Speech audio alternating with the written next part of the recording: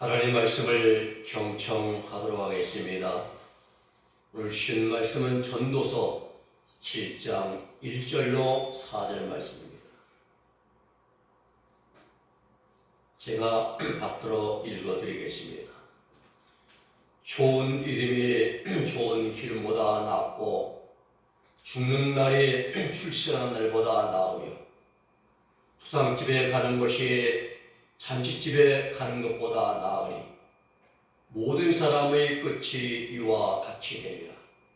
산자는 이것을 그의 마음에 둘지어다. 슬픔이 웃음보다 나음은 얼굴에 근심하는 것이 마음에 유익하기 때문이니라. 지혜자의 마음은 수상집에 있으되 우매한 자의 마음은 혼인집에 있느니라. 아멘.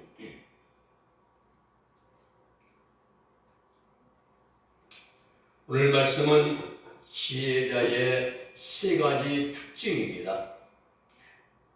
구약에는 욥기, 시편, 잠언, 전도서 그리고 아가를 시가서로 구분합니다. 시가서의 내용은 대부분이 다 시로 되어 있습니다.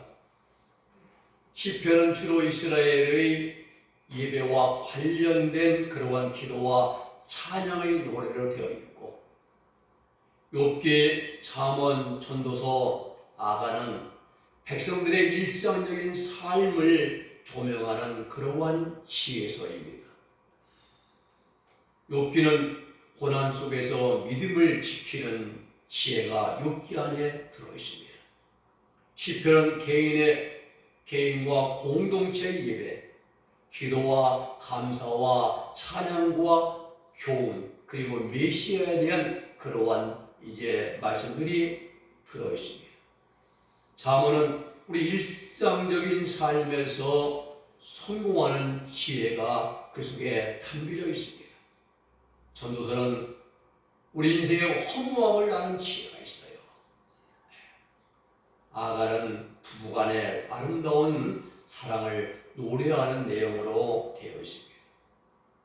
전도서의 제목은 전도서 1장 1절에 보면은 전도자를 뜻하는 단어가 코엘레드입니다. 코엘레드. 이 전도자를 뜻하는 코엘레드에서 전도서라는 이름이 붙여진 것입니다.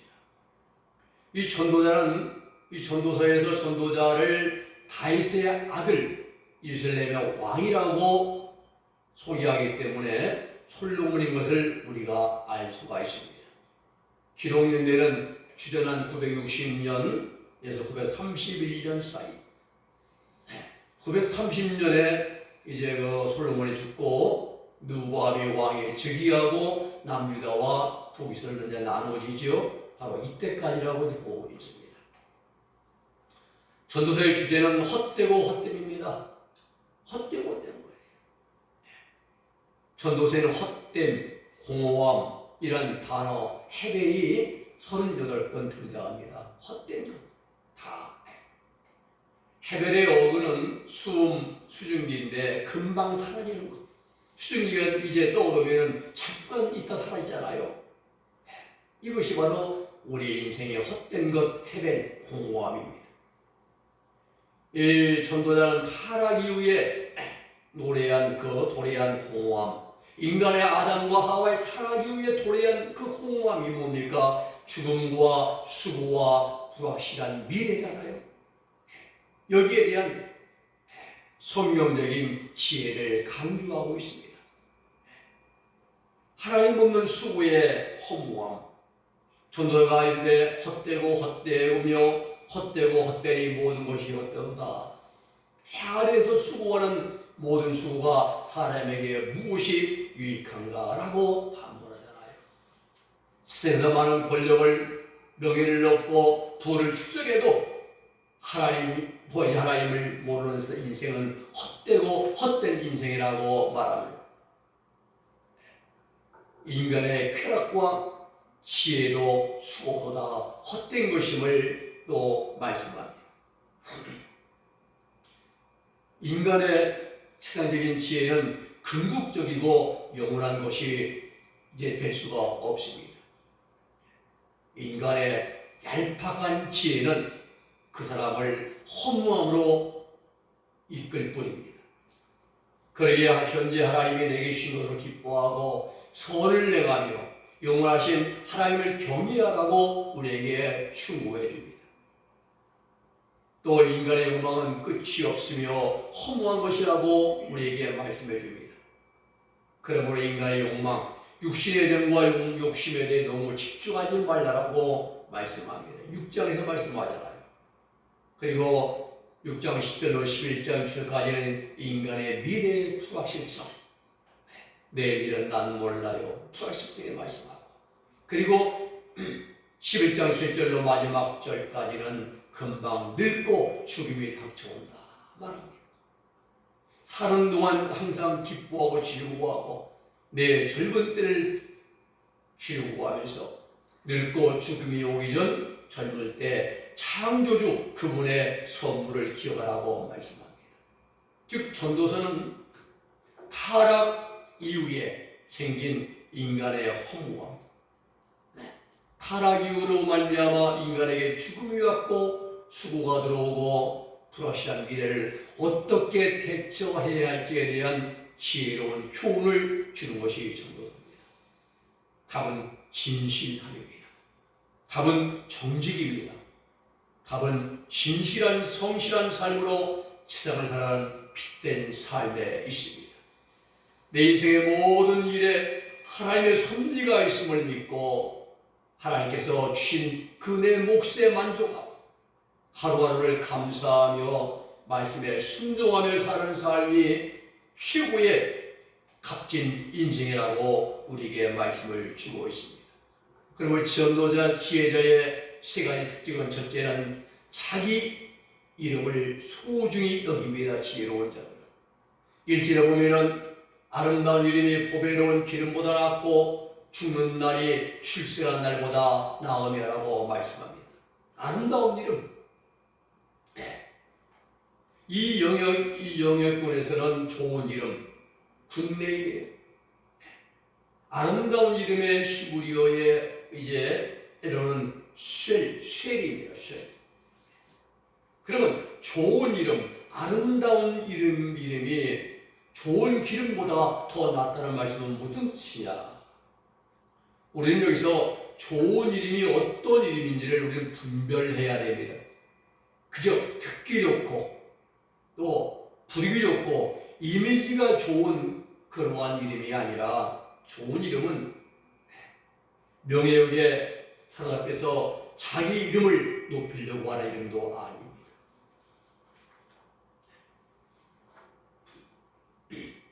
좋은 이름, 또 자신을 널리 알리려고 명함을 지어다니면서 나누어주는 그런 이름도 아닙니다. 오늘 사는 여러분, 아름다운 이름은 자기 이름을 더럽히지 않고 귀하게 여기는 이름인 것입니다.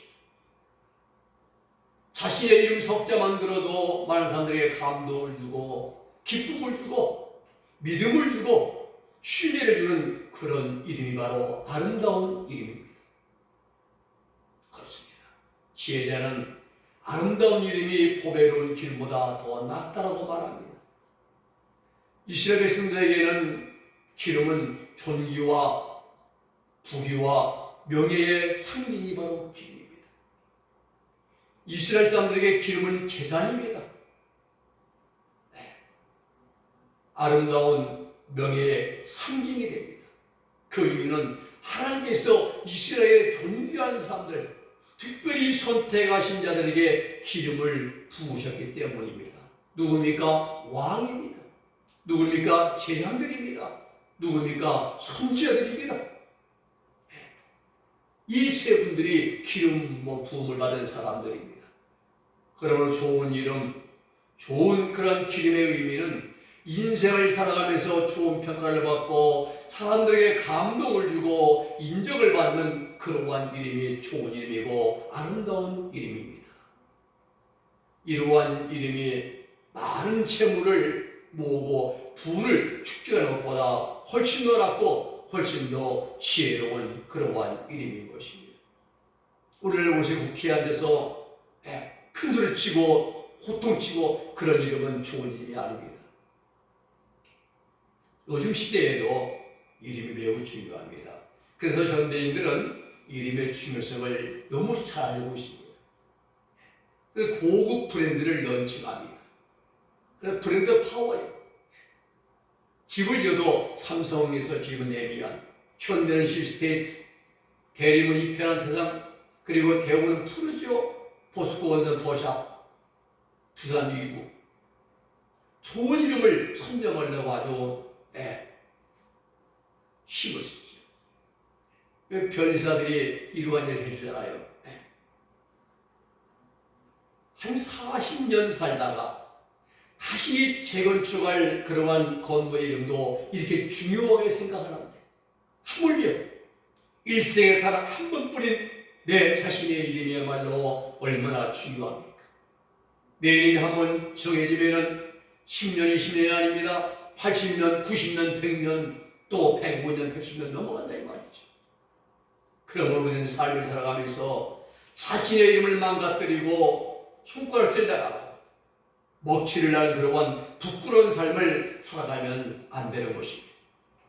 많이 배우지 못했어도, 많은 걸 소유하지 못해서도, 자기 이름을 날리고 명예를 얻고 영광을 얻지 못해도 내 자신의 이름 석자를 망가뜨리면 안 됩니다.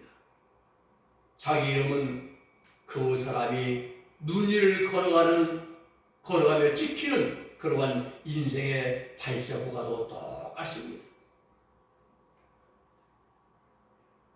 우리 내 자신의 이름 속에는 그 사람의 모든 것이 그 속에 다 담겨져 있습니다. 인격이 담겨져 있습니다. 그리고 그 사람이 어떠한 삶을 살아왔는가, 권모술수에 능했는가, 아니면 정직했는가, 이제 그 자신의 삶이 고스란히 다 그 이름 석자에 담겨져 있습니다. 그러므로 내 이름 석자는 내 인생의 전부를 담고 있는 인생의 USB와도 똑같은 것입니다. 그러기에 지혜로운 자는 자신의 이름을 소중히 여긴다고 말씀합니다. 두 번째는 지혜자는 인생의 마지막을 생각하며 인생을 살아갑니다. 하나님께서 창조하신 모든 피조물들 중에 피조물들은 다 마지막이 있고 끝이 있기 마련입니다. 동물들도 어린 새끼로 태어날 때가 있으면 죽을 때가 있습니다. 꽃들도 아름답게 피어날 때가 있으면 그 아름다움이 시들 때가 있습니다. 식물도 곤충도 바다의 오리들과 공중을 나는 모든 초류들도 다 끝이 있습니다. 이는 하나님께서 정해놓으신 하나님의 법칙입니다. 이에 대하여 지혜자는 전도서 3장 1절로 8절에서 말씀합니다. 천하의 범사가 다 기한이 있고 그 모든 목적이 이룰 때가 있다라고 말합니다. 날 때가 있으면 죽을 때가 있고, 그리고 심을 때가 있으면 거둘 때가 있고, 울 때가 있으면 웃을 때가 있고, 사랑할 때가 있으면 미워할 때가 있고, 전쟁할 때가 있으면 평화할 때가 있다라고 말씀합니다.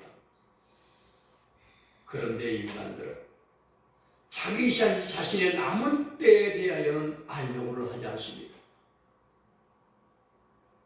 또 내가 내 인생의 남은 때를 어떻게 살아갈 것인가에 대해서 고민도 하지 않습니다. 마치 젊은 청년들이 자기들은 평생 가도 늙는다고 생각하지 않는 것과 똑같은 거예요. 저도 그랬습니다. 20살 때는 늙는 생각을 해보지 않았습니다. 한마디로 미련한 인생입니다. 천년만년 살 것처럼 생각을 하고 행동을 합니다. 자신의 연약함, 자신의 부족함을 돌아보지를 않습니다. 그리고 자기 자신이 지을고 살아온 인생의 삶의 길을 뒤돌아보고 반성을 하고 돌이키려는 생각을 하지 않습니다. 그저 온갖 이기적인 아집과 수단과 방법을 가리지 아니하고 권세와 명예를 잡으려고 권모술수에 능한 삶을 살아가기에 급급합니다. 대표적인 사람들이 정치인이죠. 그들은 죽음을 생각하지 않습니다. 끝을 생각하지 않아요. 당장 지금 내게 뭘 한 대 잡아보려고 하지. 다른 데 있잖아요. 남을 비방하고 하나님께서는 피조물 가운데 오직 인간만을 지정의를 가진 사람으로 창조하셨습니다. 그래서 사람을 가리켜서 만물의 영장이라 이렇게 말합니다. 또 우리 인간을 가리켜서 하나님의 형상을 따라 지음받은 자라고 말씀합니다. 하나님을 가장 가까이 하고 하나님의 뜻을 가장 잘 순종하고 실천해야 할 인간의 육신의 저격 때문에 하나님으로부터 점점 더 멀어져 가고 있습니다. 하나 여러분, 우리 육신, 우리 인생 영원하지 못합니다. 끝이 있고 마지막이 있습니다. 히브리서 기자는 히브리서 9장 22절에 말씀합니다. 한 번 죽는 것은 정한이지요 그 외에는 심판이 있으니. 죽은 다음에 심판했다는 겁니다. 무엇입니까? 한 번은 반드시 다 죽게 된다는 것입니다. 죽음 후에 무엇이 있습니까? 심판, 하나님의 심판이 있습니다. 여기서 죽음은 육체 죽음을 말합니다. 네. 영혼은 불멸입니다. 영혼은 죽지 않습니다. 죽음은 우리 영혼이 육체를 빠져나가는 것, 벗어나는 것이 바로 죽음, 영혼의 육체 이탈, 이것이 바로 죽음입니다. 이걸 이렇게 심령과학자들 이렇게 말합니다. 죽음을 영혼의 육체 이탈이라 이렇게 말합니다. 육체를 빠져나간 영혼은 천국이나 지옥으로 곧장 들어가는 게 아닙니다. 이 땅에서 육체를 입고 삶을 살아간 모든 기억들과 행위들을 가지고 물질을 따라 영계로 들어갑니다. 영계에 무엇이 있습니까? 영계에 하나님의 심판대가 있습니다. 물질계는 서울 동부지방법원, 아윤보에 대전 고법, 대법원 이런 것 있지만은 영계에는 하나님의 심판대가 있습니다. 그리스도의 심판대가 있습니다. 고린도후서 10장 4절, 로마서 10장 10절은 하나님의 심판대, 계시록 20장 11절 15절은 백보자 심판대가 있습니다. 그곳에서 이 땅에서 행한 대로 행위에 따라서 심판을 받습니다. 그리고 천국에 들어갈 사람과 지옥에 들어갈 사람으로 분리가 됩니다.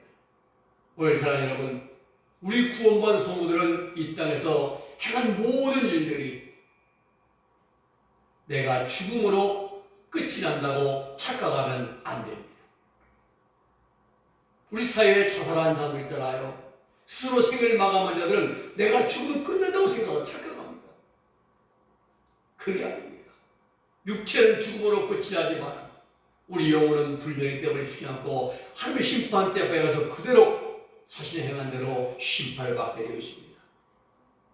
영원하신 엄밀하신 하나님의 심판대 앞에 서게 되는걸 항상 명심하고 살아야 돼요. 이것만 생각한다면 우리가 헛되게 그릇되게 인생을 살아가지 않을 것입니다. 그러므로 우리는 항상 인생의 끝을 생각하면서 내게 주어진 오늘을 성실하게 진실되게 정직하게 그리고 참되고 의롭게 살아가기를 심시할 줄로 믿습니다. 세 번째 지혜로운 자의 특징은 세상 것에 마음을 뺏기지 않습니다.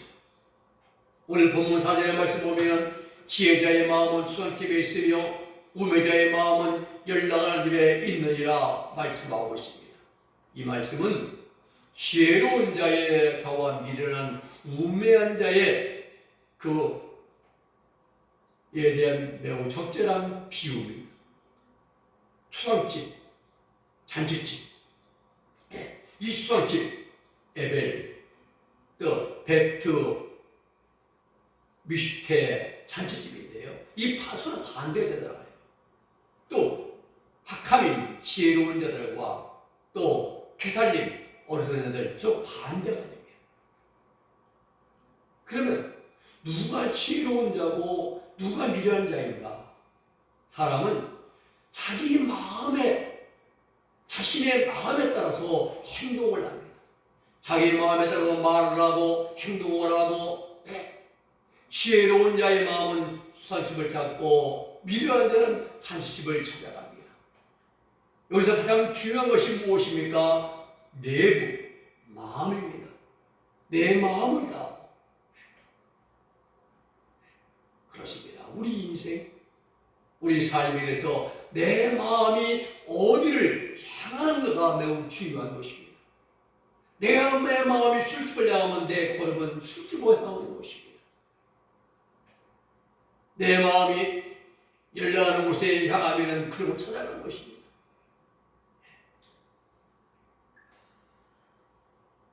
세상의 모든 크고 작은 일들은 모두가 다 마음에부터 시작이 되는 것입니다. 내 마음이 어디를 향하고 있는가가 중요합니다. 세상을 향하는 마음은 하나님과 점점점 더 멀어지게 되고 세상 육신의 애정과 욕망을 즐기는 정욕과 쾌락의 나락으로 점점 더 깊이 빠져들어내고 마지막에는 멸망의 구렁텅이에 빠집니다. 그러나 내 마음이 하나님께 향하여 있다고 한다면 세상과 나는 간 곳 없고 구속한 주만 보이로다. 이것이 나의 간증이요 이것이 나의 찬송일세.